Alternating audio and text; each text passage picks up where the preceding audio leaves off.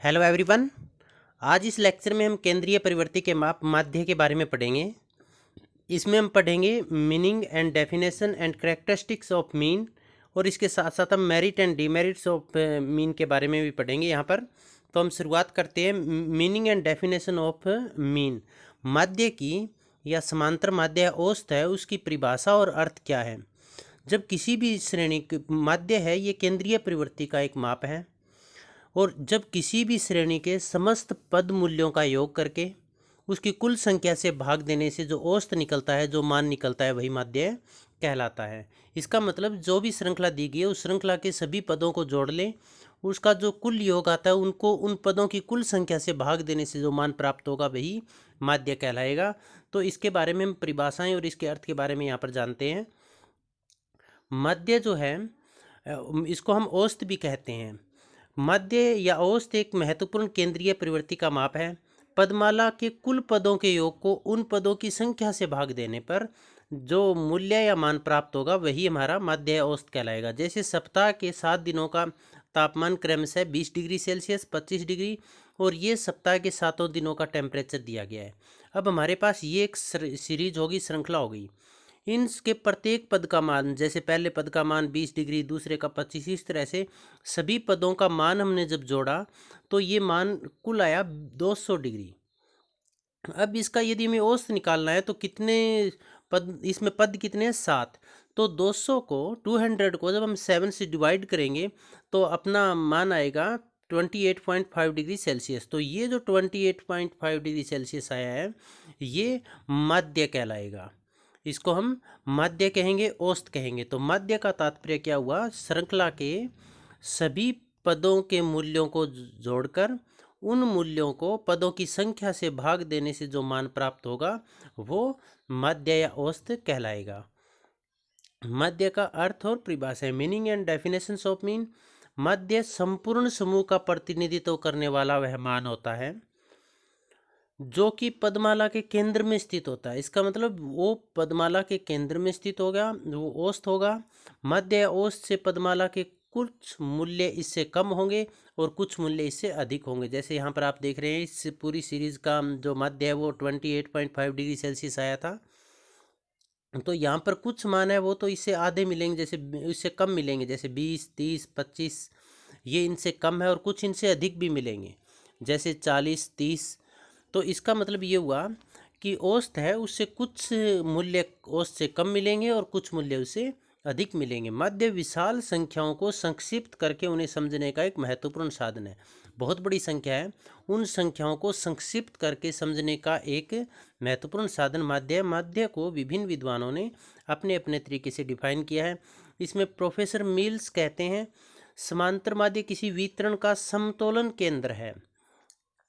समतोलन केंद्र, ये बात किसने कही है? प्रोफेसर मिल्स ने कही है। घोष व चौधरी क्या कहते हैं? समांतर माध्य वह परिणाम है जो कि किसी चल में, चल का मतलब यहाँ पर सीरीज या श्रृंखला में, पदमाला में पदों के योग को उनकी संख्या से भाग देकर प्राप्त होता है। जो पद है उन पदों का योग, उनको यदि उनकी पदों की संख्या से भाग देंगे तो वो जो मान प्राप्त होगा वो समांतर माध्य कहलाएगा। ये घोष और चौधरी कहते हैं। इसके साथ साथ क्लार्क और शिकाडे क्या कहते हैं? माध्य सभी तथ्यों के समूह का विवरण देने वाली एकमात्र संख्या प्राप्त करने का प्रयास है। इसका मतलब इन्होंने क्या कहा है? पूरी सीरीज है, उस पूरी सीरीज से एक ऐसे अंक को प्राप्त करना जो पूरे सीरीज को के बारे में बताएगा, उस पूरे सीरीज की विवेचना करेगा, पूरी श्रृंखला की विवेचना करेगा, तो उसको हम माध्य कहेंगे। उपरोक्त परिभाषाओं में जो सार निकल कर आता है वो ये है कि माध्य पदमाला का प्रतिनिधित्व करने वाला वह मूल्य होता है। प्रतिनिधित्व, तो इसका पदमाला का मतलब पूरी जो श्रेणी है उस श्रेणी का प्रतिनिधित्व करने वाला मूल्य होता है जो पदमाला के समस्त पद मूल्यों के योग को पदमाला के पदों की कुल संख्या से भाग देने से प्राप्त होता है। जैसे इसका फॉर्मूला भी होता है, माध्य x बार से इसको डिनोट हम करते हैं समांतर माध्य को, इज इक्वल टू पदों का कुल मूल्य बाय पदों की कुल संख्या। तो ये इसका फार्मूला रहता है, और इसके निर्धारण की विधियां भी है जिसका हमने अलग से वीडियो बनाकर डाला हुआ है, और इसके डिस्क्रिप्शन बॉक्स में भी हम इसका लिंक डाल देंगे। अब हम आगे बढ़ते हैं कैरेक्टरिस्टिक्स ऑफ मीन। जो समांतर माध्य, इसकी विशेषताएं क्या है? तो सबसे पहली इसकी विशेषता है कि इसमें सरलता व स्पष्टता है। सरलता का मतलब इसकी गणना करना बहुत ही सरल है। इसमें सिर्फ पदों के कुल जो मूल्य है उनका कुल योग करना है और उनकी संख्याओं से भाग करना है। और स्पष्ट भी है, इसका जो मान आएगा वो स्पष्ट या निश्चित मान आएगा। तो जो करेक्टरिस्टिक्स, या हम ये भी कह सकते हैं कि एक अच्छे माध्यम में कौन कौन से गुण होने चाहिए, कौन कौन सी विशेषताएं होनी चाहिए। तो अच्छे माध्यम में सर्वप्रथम विशेषता इसकी सरलता और स्पष्टता का होना जरूरी है। पदमाला का प्रतिनिधित्व। तो दूसरी इसकी महत्वपूर्ण विशेषता यह होनी चाहिए कि जो माध्य है वो संपूर्ण पदमाला या श्रृंखला का प्रतिनिधित्व करने वाला होना चाहिए। इसका मतलब उसमें वो सारी माध्य के अंदर या औसत में वो सारी विशेषताएं होनी चाहिए जो पदमाला के अंतर्गत है। व्यवहारिकता। अच्छा माध्य में व्यवहारिकता का गुण होना आवश्यक है। इसका तात्पर्य ये है कि यदि किसी भी परिस्थिति में आकस्मिक अचानक से कोई परिवर्तन आ जाता है तो उसका माध्य के ऊपर अधिक प्रभाव नहीं पड़ना चाहिए। संदेह रहित माध्य ऐसा होना चाहिए जिसमें किसी तरह की संदेह या शंका न हो, मतलब ये इसमें अनिश्चितता नहीं होनी चाहिए, निश्चित और स्पष्ट होना चाहिए। पदमाला के सभी पदों पर आधारित। जो माध्य है वो पदमाला के सभी पदों पर आधारित होनी चाहिए, मतलब सभी पदों का इसमें महत्व होना चाहिए। और जब हम माध्य निकालते हैं तो इसमें सभी पदों को समान महत्व भी दिया जाता है। बीजगणितीय विवेचना। इसमें हम पढ़ेंगे कि अच्छा माध्य वो होता है जिसको बीजगणित और अंकगणित दोनों की प्रविधियों से जिसका अध्ययन किया जा सके, या जिसमें माध्य अच्छा माध्य वह माना जाता है जिसकी बीजगणितीय और अंकगणितीय विवेचना की जा सके। इसके पश्चात निदर्शनों से कम प्रभावित। अच्छा माध्य के ऊपर निदर्शन या बीच में जो सैंपल लेते हैं, सैम्पलिंग लेते हैं, उनका प्रभाव कम से कम पड़ना चाहिए। यदि निदर्शन में किसी तरह का कोई उतार चढ़ाव होता है और माध्य के ऊपर इसका प्रभाव पड़ता है तो अच्छा माध्य नहीं माना जाएगा। तो माध्य की एक महत्वपूर्ण विशेषता ये है कि इसमें निदर्शनों में होने वाले उतार चढ़ाव का माध्य के ऊपर या औसत के ऊपर कोई ज़्यादा प्रभाव नहीं पड़ता। सीमांत पदों को महत्व। माध्य में सीमांत पदों का भी महत्व होता है क्योंकि इसमें सभी पदों का योग किया जाता है। तो वो सीमांत पद हो चाहे किसी भी तरह के पद हो, पूरी श्रृंखला के सभी पदों को इसमें समान महत्व दिया जाता है। जैसे हम माध्यिका निकालते हैं उसमें, या फिर बहुलक निकालते हैं उसमें सीमांत पदों को किसी तरह का कोई महत्व नहीं दिया जाता, परंतु माध्य की महत्वपूर्ण विशेषता है कि इसमें सीमांत पदों को महत्व दिया जाता है। अब हम इसके मेरिट्स के बारे में पढ़ेंगे, इसके कौन कौन से गुण हैं, कौन कौन से लाभ हैं, उनके बारे में हम जानेंगे। क्रमबद्धता आवश्यक नहीं है। जैसे हम बहुलक निकालते हैं या फिर हम माध्यिका या मध्यांक निकालते हैं तो उसमें जो हमारे पास श्रृंखला है उसको आरोही या अवरोही क्रम में सुसज्जित करना पड़ता है, परंतु माध्य निकालते समय हमें श्रृंखला के पद मूल्यों को आरोही या अवरोही क्रम में व्यवस्थित करने की आवश्यकता नहीं है, उनको क्रमबद्ध करने की आवश्यकता नहीं है।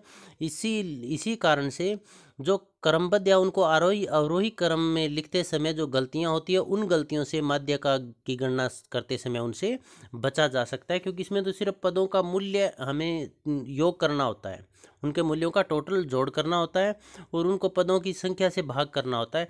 तो इसमें क्रमबद्धता आवश्यक नहीं है, इसलिए क्रमबद्धता में होने वाली गलतियों से इसमें बचा जाता है। माध्य का दूसरा महत्वपूर्ण गुण है सरलता व निश्चितता, कि माध्य की गणना करना बहुत ही सरल है, बहुत ही सिंपल है। यदि किसी भी शोधकर्ता को मैथमेटिक्स कमज़ोर है फिर भी वो इसकी आसानी से गणना कर सकता है, क्योंकि इसमें सिर्फ जोड़ घटा गुणा भाग के सिंपल करना पड़ता है और इसका जो मान निकल कर आएगा वो मान निश्चित होगा, उसमें किसी तरह की कोई अनिश्चितता नहीं होगी। माध्य की एक महत्वपूर्ण गुण ये है कि इसमें संपूर्ण समूह का प्रतिनिधित्व होता है। ये जिस श्रृंखला का अध्ययन कर रहा है उस श्रृंखला के संपूर्ण समूह या सभी पदों को इसमें महत्व दिया जाता है और सभी पदों का वह माध्य प्रतिनिधित्व करता है। या हम यूं भी कह सकते हैं कि जो माध्य है उसमें वो सारी विशेषताएं होती है जो संपूर्ण श्रृंखला के अंतर्गत होती है। तुलनात्मकता। माध्य का एक गुण ये भी है कि इसके आधार पर हम तुलना कर सकते हैं। जैसे माध्य निकल कर आता है तो उस माध्य औसत निकल कर आता है, उस औसत से कितने नीचे हैं और औसत से कितने ऊपर है, इस तरह से हम इसके कंपैरिजन भी कर सकते हैं, तुलना भी कर सकते हैं। गणितीय विवेचना। माध्य की एक महत्वपूर्ण विशेषता या इसका महत्वपूर्ण गुण ये है कि इसमें बीजगणितीय और अंकगणितीय दोनों तरह की विवेचना इसमें की जा सकती है, या बीजगणित और अंकगणित दोनों की प्रविधियों से ही माध्य की गणना की जा सकती है। सूचनाओं को संक्षिप्त रूप प्रदान करना, माध्य का एक महत्वपूर्ण गुण ये है कि जो सूचनाओं का ढेर है, सूचना विस्तृत सूचनाएं हैं, उन सूचनाओं को संक्षिप्त रूप प्रदान करके या एक अंक में उन सूचनाओं को प्रदर्शित कर देता है, उन सूचनाओं के बारे में बता देता है, जो कि शोध कार्य को उसके आगे बढ़ने में, शोधकर्ता को शोध कार्य में आगे बढ़ने के लिए एक महत्वपूर्ण भूमिका निभाती है और उसके समय की भी इससे बचत होती है।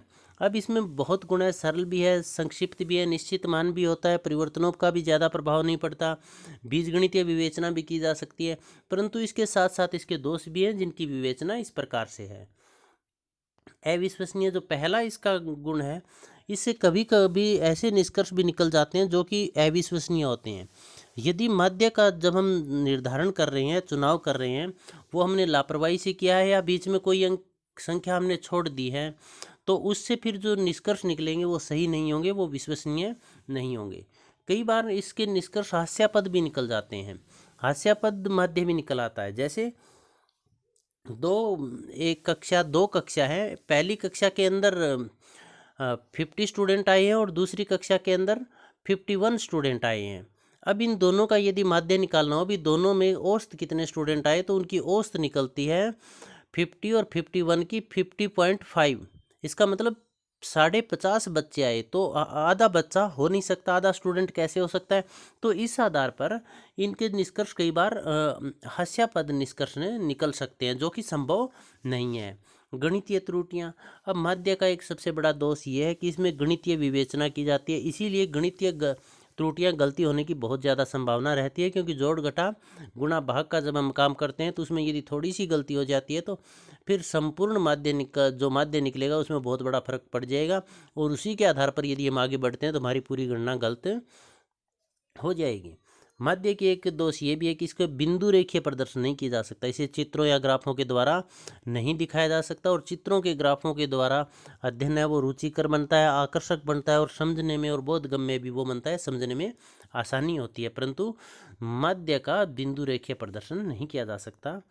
गुणात्मक अध्ययन में अनुपयुक्त माध्य का एक दोष ये है कि संख्यात्मक अध्ययन में तो सही है, परंतु जब गुणात्मक तथ्यों का अध्ययन और विश्लेषण करना हो वहाँ पर माध्य निकालना संभव नहीं है। जैसे जाति के आधार पर, लिंग के आधार पर, धर्म के आधार पर यदि हम डाटा एनालिसिस कर रहे हैं तो उनका माध्य निकालना फिर संभव नहीं है। पद्म, इसके पश्चात आगे है पदमाला के मूल्य से अलग। कई बार ऐसा भी होता है कि जो माध्य है वो पदमाला के अंतर्गत है ही नहीं, उससे अलग कोई अन्य मूल्य माध्य निकल आता है, और जब अलग निकल आएगा इसका मतलब वो समूह का तो प्रतिनिधित्व कर ही नहीं रहा है।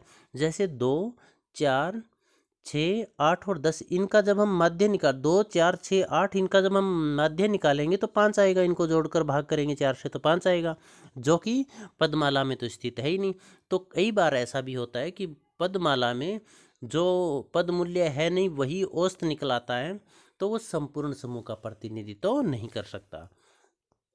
एक इसका दोष ये है कि अविभाज्य वस्तुओं में अनुपयोगी है, भी ऐसी वस्तुएं जिनका विभाजन नहीं किया जा सकता, जिनका पॉइंटों में हम विभाजन नहीं कर सकते, उनका भी माध्य निकालना कई बार संभव नहीं हो पाता। जैसे हम मान लीजिए अभिव्यक्तियों की हमने बात की थी, तो उनका यदि पॉइंट में आ जाता है भी 2.35 व्यक्ति, 2.45 व्यक्ति, तो फिर उनका माध्य सही नहीं बैठेगा, क्योंकि ये अविभाज्य है। तो इनका अविभाज्य वस्तुओं के अध्ययन में माध्य निकालना कई बार अनुपयुक्त भी होता है। निरीक्षण द्वारा गणना संभव नहीं है, जैसे बहुलक की या फिर माध्यिका की निरीक्षण के द्वारा ही उनका अध्ययन किया जा सकता है, उनका पता लगाया जा सकता है, तो ये गुण माध्य के अंदर नहीं है। माध्य निकालने के लिए उन जो पद मूल्य उनका योग करना पड़ेगा, फिर भाग करना पड़ेगा, तो इसमें गलती होने की संभावना भी रहती है। तो निरीक्षण योग्य हम इसमें अध्ययन या निरीक्षण के द्वारा मात्र देखकर माध्य का अध्ययन नहीं कर सकते, उनकी गणना नहीं कर सकते। अब संपूर्ण प्रश्न के बारे में यहाँ पर जानते हैं। तो ये पहली स्लाइड है, ये स्लाइड हमने पहले एक्सप्लेन कर दिया इसके मीनिंग में। अब इससे आगे हम बढ़ते हैं, माध्य की विशेषताएं।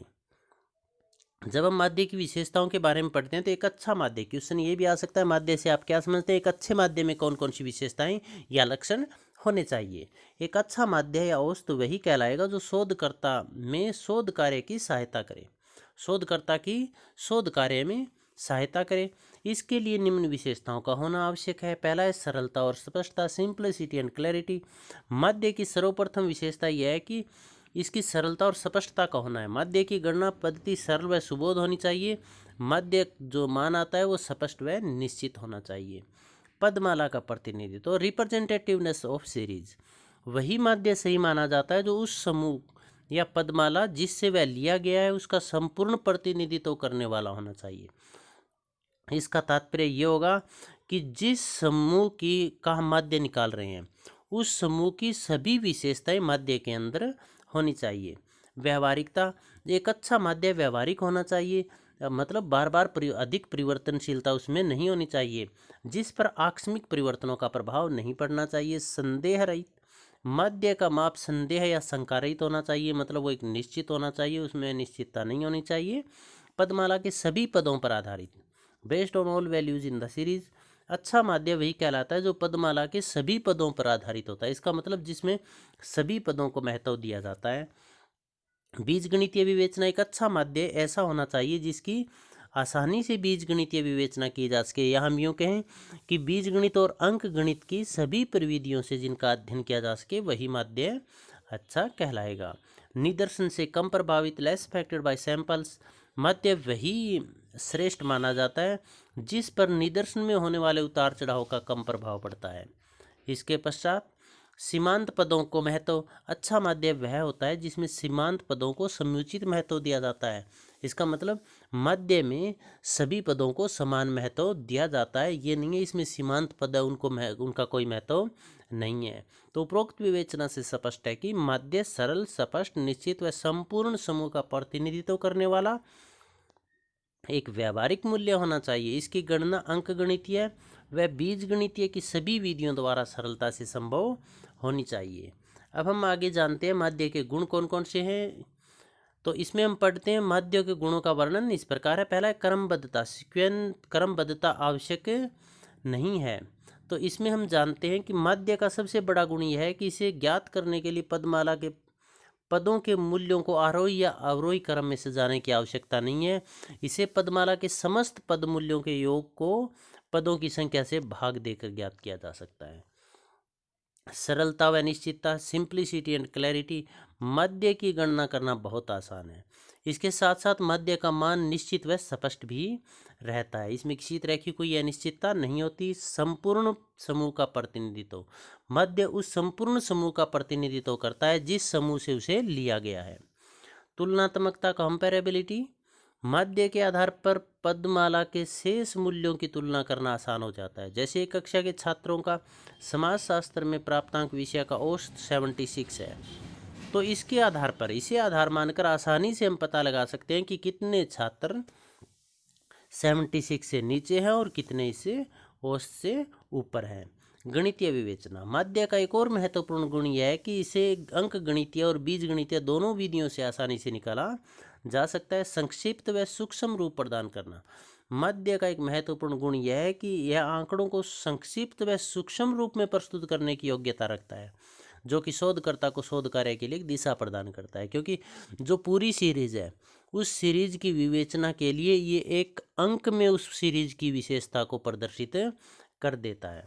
डीमेरिट्स ऑफ मीन, मध्य के अवगुण, मध्य में सरलता, स्पष्टता, निश्चितता, तुलनात्मकता आदि महत्वपूर्ण गुण होने के साथ साथ इसकी सीमाएं भी हैं, जिसका वर्णन इस प्रकार है।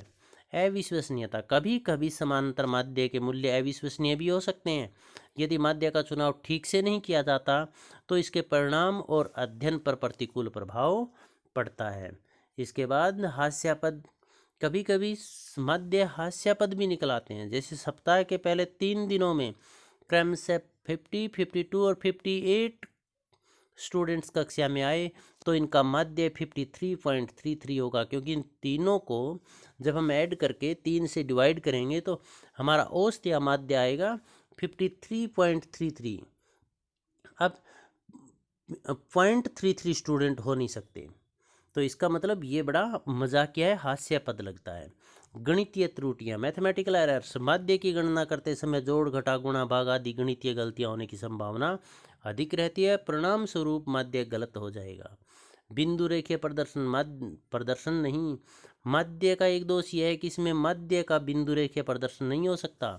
बिंदु रेखीय प्रदर्शन कार्य को सरल, आकर्षक व रुचिकर बनाता है। गुणात्मक अध्ययन में अनुपयुक्त। माध्य का उपयोग केवल संख्यात्मक विश्लेषण में उपयोगी है, जबकि गुणात्मक तथ्यों का विश्लेषण माध्य के माध्यम से नहीं किया जा सकता। पदमाला के मूल्य से अलग माध्य अधिकतर ऐसी संख्या होती है जो जिस पदमाला से ज्ञात किया जाता है उसमें होती ही नहीं।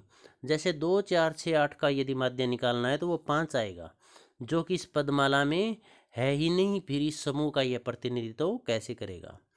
अविभाज्य वस्तुओं में अनुपयुक्त। ऐसी इकाइयाँ जिनका विभाजन नहीं किया जा सकता, जैसे मनुष्य, पशु।